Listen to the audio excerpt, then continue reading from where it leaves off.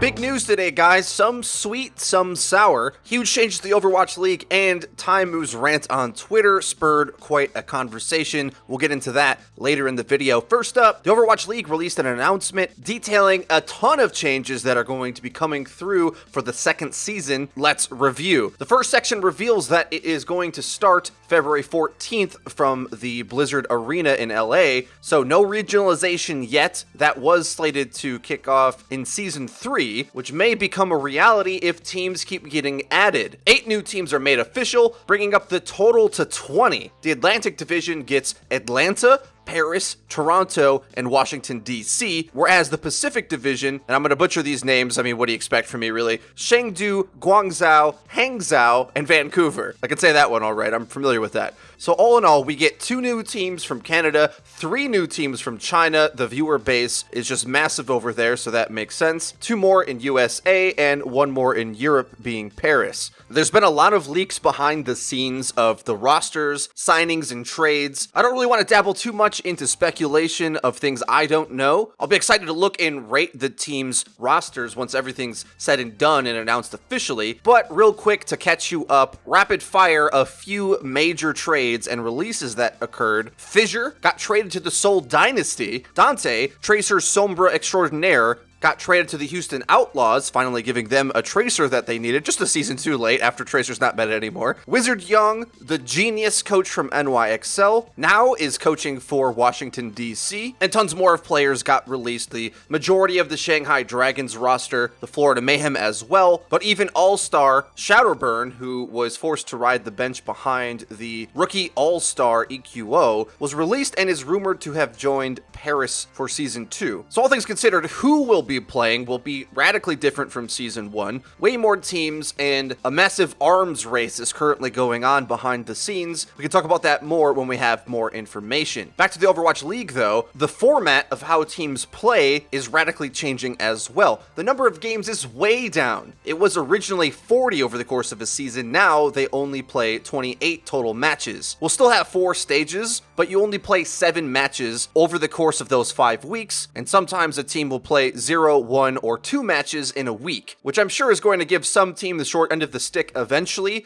but overall this will radically improve the quality of the games we get to see, which I think was bad on 2 accounts. It was a nightmare for a team like the Shanghai Dragons, who were putting in 12+ hour days to never get a win. That's rough. I mean, we get it. I don't think we needed that many games in order to prove that. Same thing on the other end of the spectrum, though, with NYXL, where there's just so many games that they're so dominant in that they spent a lot of time twiddling their thumbs until the postseason, then a big patch comes and the real games start. All of a sudden, they're in a completely different state. So this more focused schedule should help the quality of games immensely, especially at either end of the league spectrum. The stage finals get an overhaul as well. There isn't one in stage 4, which is replaced by something much cooler, but the first 3 stages do get a finals, and it'll be expanded now to the top 8 teams for an entire playoff bracket, essentially. The problem with this, though, is I don't think it really solves the issue of the stage finals not meaning too much. Yes, players get a big cash bonus for winning, but it's nowhere near as big as the finals playoffs. So typically what I expect to happen is stage 1, guns a-blazing, it'll be a real big deal, and it sort of falls off from there. But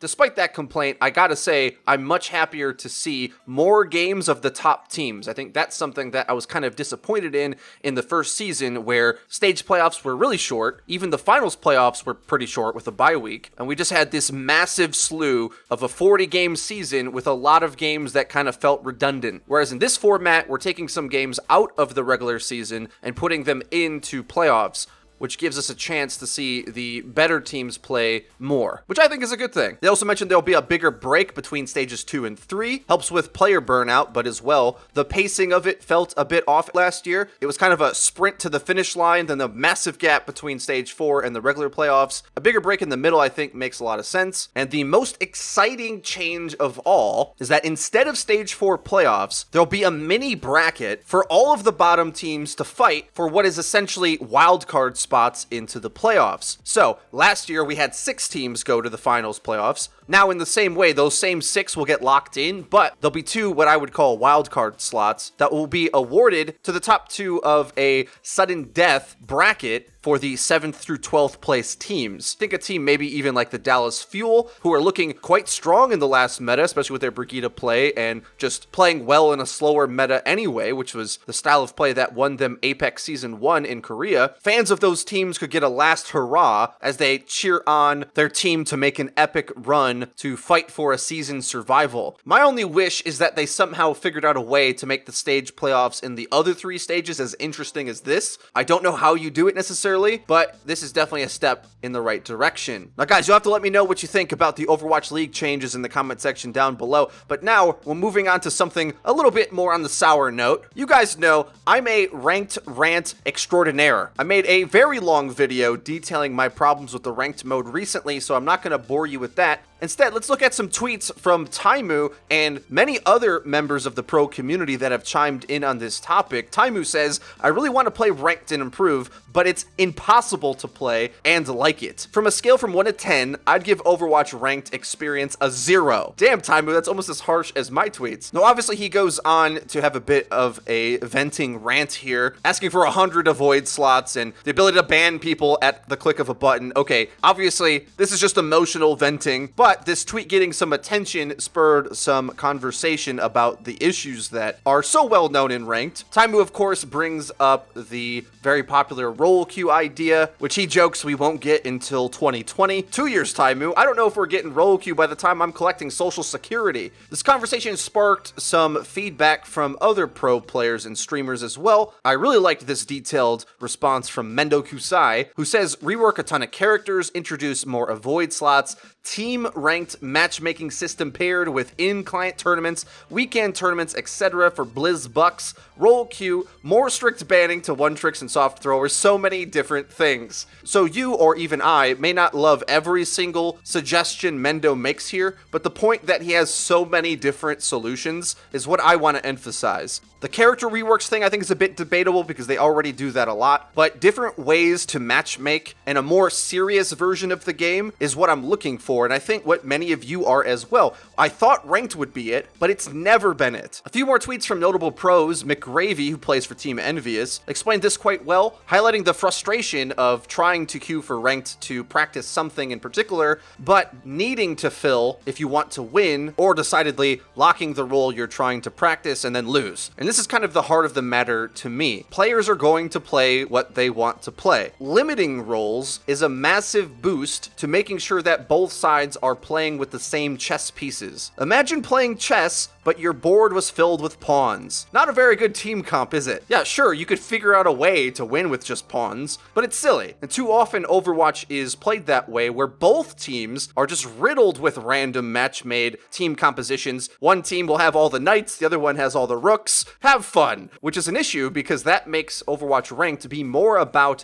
that style of playing the game, which is essentially quick play, rather than the structured style of the game where you have to really start to focus on matchups and responsibilities and who needs to be where when, teamwork engages, all of the actual Overwatch that we should have to be learning just can't even come into play because most of the time you don't even have the tools to do it. One step further, Tavik even agrees to where I'm at as well, that even locking roles to force a meta is worth it just to try to get the games closer to a scrim experience, which is basically what I'm describing. Leaving the players to their own devices to try to just figure out what are good team comps when we already know what they are. It's not a mystery. We even know how to bend and break those rules, which is what I'm really excited about. But I'm willing to sacrifice all of that creativity to be able to consistently get the basics to play the game. Having a completely open system makes sense in a full team queue, where if your team wants to run 5 DPS, 1 Lucio, have fun. I've seen it work. Of course it can work. But creativity should come when randoms aren't involved, because when they are, it imposes their creativity onto you. So you sort of just have to figure out how to play around a builder one trick or just lose. Of course, this is all the same old, but I thought it was important